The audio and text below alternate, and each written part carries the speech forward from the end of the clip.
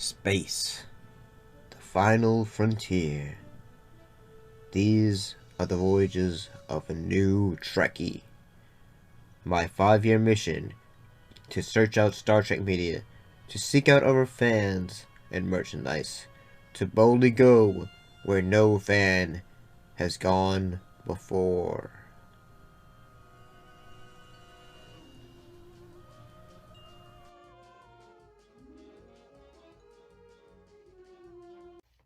When it comes to Star Trek, one has to think which of the characters in the show had the most sex appeal.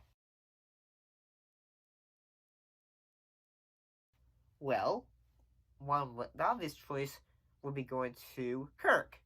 He was the bit of the ladies' man in the show. What about Mr. Spock? Well, fascinating is a word I use for the unexpected. During the time period during the course of the show, he was a bit of a sex symbol. Yeah. And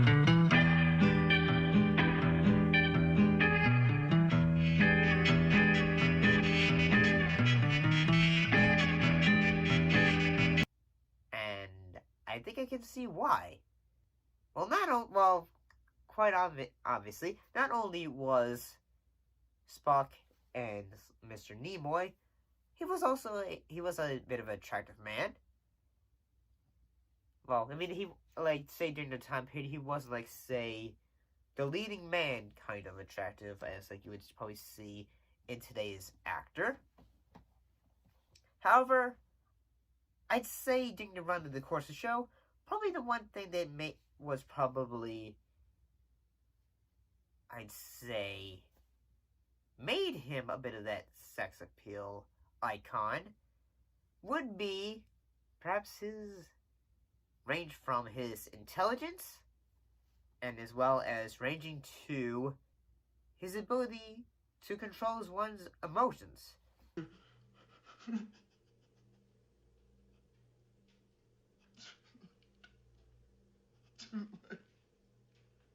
I'm sorry.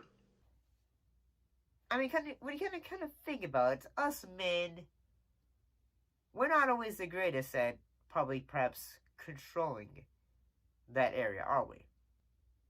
And I mean, we perhaps taken from a Vulcan who hasn't been on shows like, say, the Carol Barnett show. But yeah, that was, yeah. Perhaps in a way it could have been that. I mean, when you think about it, one of the appeals of Mr. Spock was that he more of say the tactic.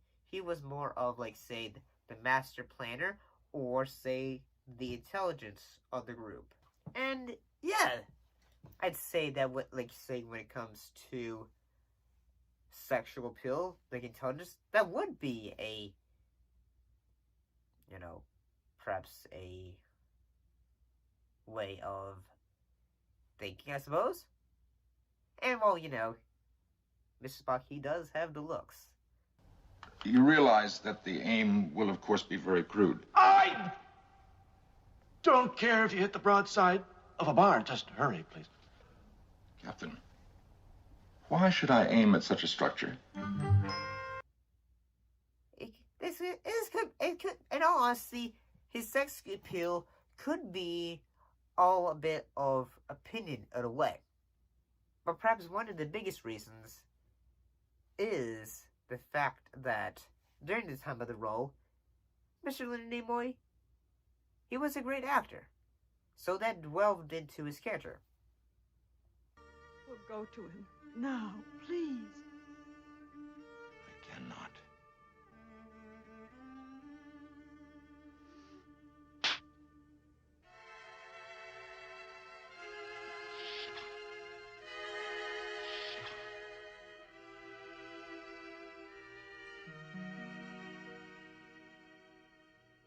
And I bet, say, a lot of actors today, say, perhaps Jeff Goldblum, although he is also an attractive man, he like, probably say back in his heyday, he probably would have been, like, say, a sex symbol. Like, have you seen him in Jurassic Park? Have you seen him today?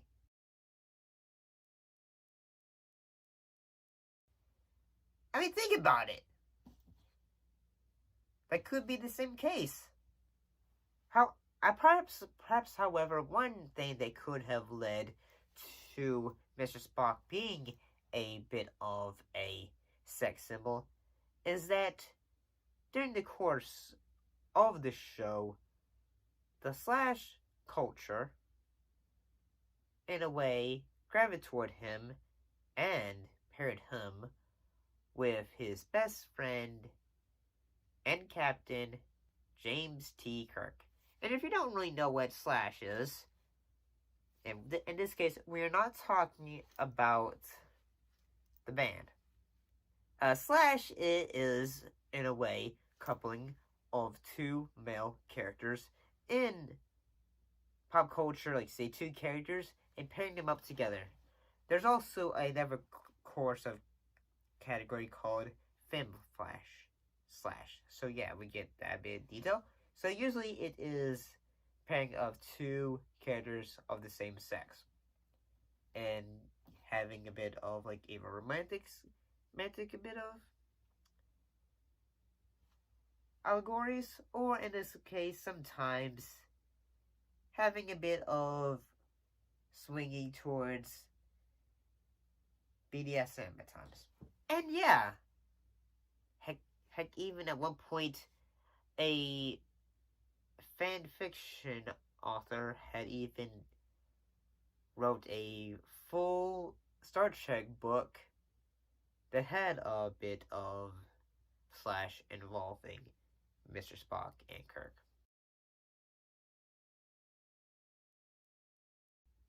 However, I really honestly think that perhaps, yeah, Mr. Spock, he actually did have a bit of a sex appeal. And that perhaps he was, for perhaps both men and women, he was indeed a bit of a sex symbol. But what are your guys' thoughts? Put your thoughts in comments down below. Do you disagree or do you agree? Put those thoughts and those comments down below. Let me know. And as always, thank you for watching, and we'll see you next time.